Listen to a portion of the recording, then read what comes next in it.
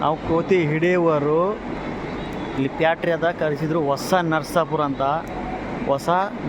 ಅಂತ ಪ್ಯಾಟ್ರಿ ಇದು ಎಲ್ಲ ಮಿಕ್ಸಿ ಕುಕ್ಕರ್ ಗ್ಯಾಸ್ ಪೊಯ್ ಎಲ್ಲ ಮಾಡೋ ಜಾಗ ಇದು ನೋಡಿ. ಎಲ್ಲ ಪ್ಯಾಟ್ರಿಗಳು ಇದು ಈ ಥರ ಎಲ್ಲ ರೆಡಿ ಮಾಡೋದು ಪ್ಯಾಟ್ರಿ. ಇದು ದೊಡ್ಡ ಪ್ಯಾಟ್ರಿ. ಇದು ಕೋತಿಗಳು ಇಂದೆಲ್ಲ ಸೇರಿಬಿಟ್ಟು ತುಂಬ ನಷ್ಟ ಮಾಡಿದ್ದಾವೆ. ಈ ರಟ್ಟುಗಳನ್ನು ಕಿತ್ತು ತುಂಬ ನಷ್ಟ ಮಾಡಿದ್ದಾವೆ.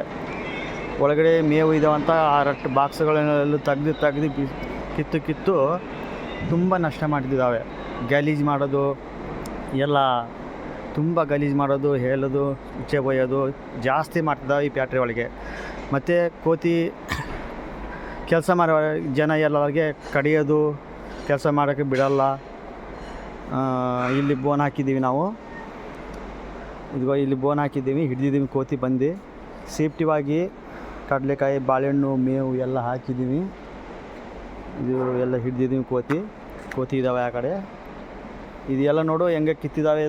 ಇದು ಎಲ್ಲ ಕೋತಿಗಳ ಕೆಲಸ. ಇದು ಈ ಬಾಕ್ಸುಗಳು ಎಲ್ಲ ಕಿತ್ತು ಆ ಥರ ವಾಟರ್ ಬಾಟಲ್ ಇವು ಎಲ್ಲ ಕಿತ್ತು ಮೇಲೆ ಎಲ್ಲ ತುಂಬ ಲಾಸ್ ಮಾಡಿದ್ದಾವೆ ಕೋತಿಗಳು. ನೋಡಿ ಇದೆಲ್ಲ ಕೋತಿಗಳು ಎಲ್ಲ ತುಂಬ ಲಾಸ್ ಮಾಡಿದ್ದಾವೆ. ಪಾಪ ಪ್ಯಾಕಿಂಗ್ ರಟ್ಗಳು ಎಲ್ಲ ಕಿತ್ತು ತುಂಬ ಲಾಸ್ ಮಾಡಿದ್ದಾವೆ ಕೋತಿಗಳು. ಒಂದು 15 ಕೋತಿ ಇತ್ತು. ಇಲ್ಲಿ ಬಂದಿದ್ದೀವಿ, ಹಿಡ್ದಿದ್ದೀವಿ. ಏದಂದ್ರೂ ಹೊಡೆಯೋದಲ್ಲ, ಗಾಯ ಮಾಡೋದಲ್ಲ, ಸೇಫ್ಟಿವಾಗಿ ಹಿಡ್ದಿದ್ದೀವಿ.